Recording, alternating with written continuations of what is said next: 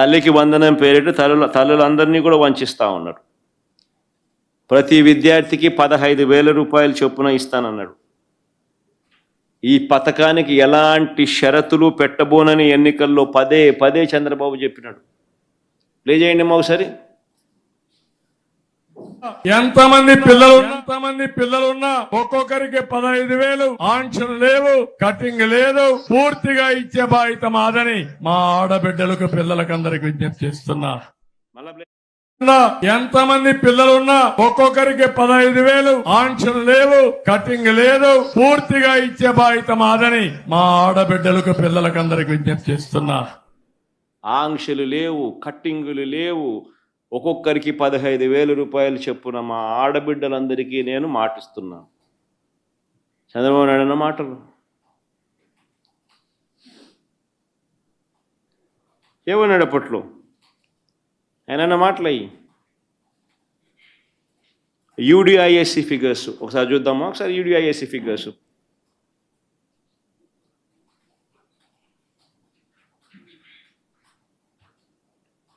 Unified data information system on education. UDISC అంటే unified district information system on education. Unified district information system on education. ఇది కలెక్టర్లు upload చేస్తారు. Central government website ఇది.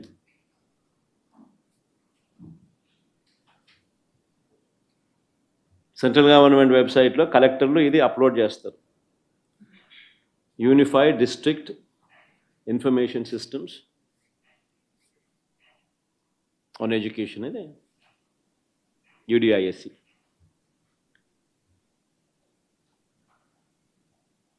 దీంట్లో ఏమని రాసినారు?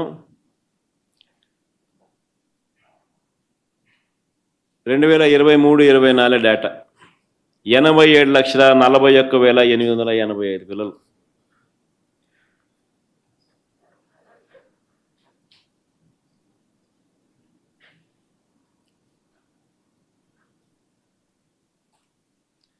మరి 87,41,885 పిల్లలకు ఎలాంటి ఆంక్షలు లేవు, ఎలాంటి కట్టింగులు లేవు. ఎంతమంది ఉంటే అంతమందికి 15,000 అని చెప్పి ఇంతకుముందు చంద్రబాబు నాయుడు గారు అన్న మాటలు మనం అంతా చూసినాం. ఇవన్నీ కూడా చూసిన నేపథ్యంలో 87,41,885 మంది పిల్లలకు 15,000 రూపాయలు చొప్పున ఇవ్వాలంటే 13,111 కోట్ల రూపాయలు కావాలి. మరి నేను అడుగుతా ఉన్నా, 13,111 కోట్ల రూపాయలు ఇవ్వాల్సిన చోట ఇప్పుడు ఇస్తానంటున్నది కేవలం 8,700 కోట్లు అంటున్నారు. నాకు అది కూడా డౌటే. ఇస్తానంటున్నాడు, అది లాస్ట్కి చివరికి వచ్చేసరికి ఏ మేరకు ఇస్తాడో అది కూడా చూడాలా. కానీ ఇస్తానంటున్న అమౌంటే 8,700 కోట్లు. చివరికి అందరికీ ఇచ్చిన తర్వాత కానీ తెలియదు ఎంతమందికి ఇచ్చాడో, ఎంతమందికి ఇంకా ఎగనామం పెట్టాడు అన్న సంగతి. అంటే దాదాపుగా 30 లక్షల మందికి కోత.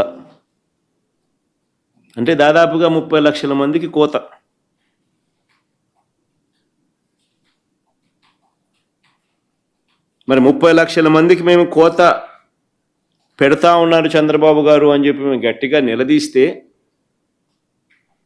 వెంటనే ప్లేటు మార్చి ఏమంటాడు? 15 కాదు 13 ఇచ్చేది, 15 కాదు 13 ఇచ్చేది.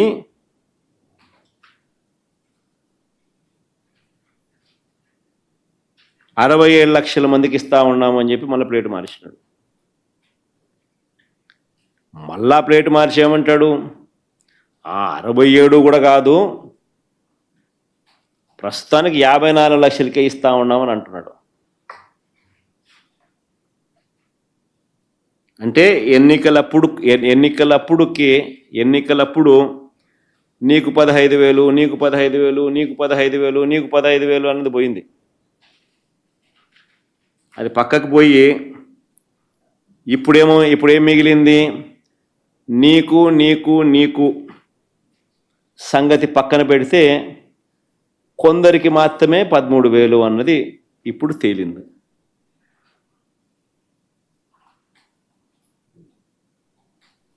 నీకు నీకు నీకు నీకు అన్న మాట పక్కన పెడితే కొందరికి మాత్రమే 13,000 అని ఇప్పుడు తేలింది. మరి ఇది మోసం కాదా చంద్రబాబు అని అడుగుతాను.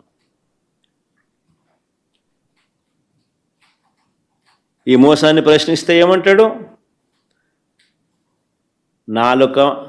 మీ నాలుక మందము అని బెదిరింపు.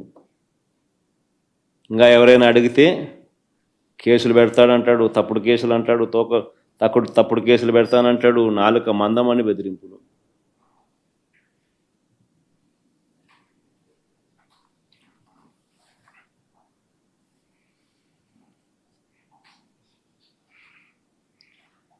ఈ 13,000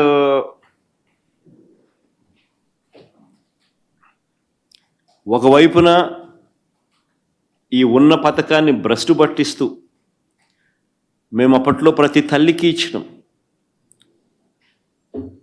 ప్రతి తల్లికి అమ్మఒడి అని పేరు పెట్టి తల్లులకు మోటివేషన్ కింద మా పథకాన్ని ప్రవేశపెట్టినాం.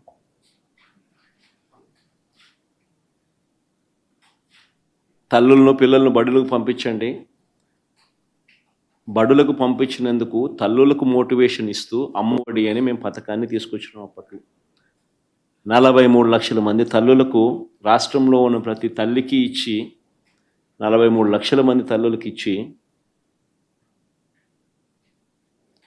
పిల్లలను మోటివేట్ చేస్తూ 84 లక్షల మంది పిల్లలను 84 లక్షల మంది పైచిలకు పిల్లలను బడుల బాట పట్టించినాం.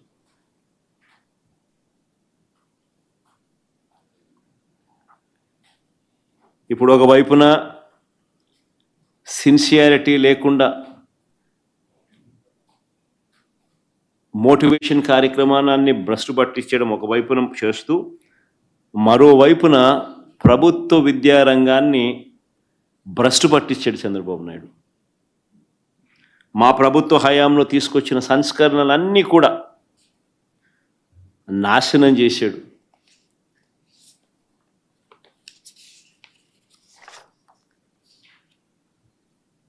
మా ప్రభుత్వ హయాంలో తీసుకొచ్చిన ఇంగ్లీష్ మీడియం బడులు పోయాయి.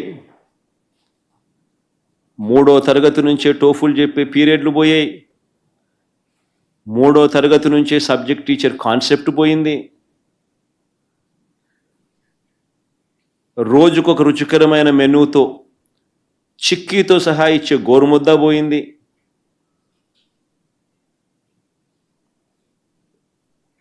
నాడు నేడు పనులాగిపోయాయి.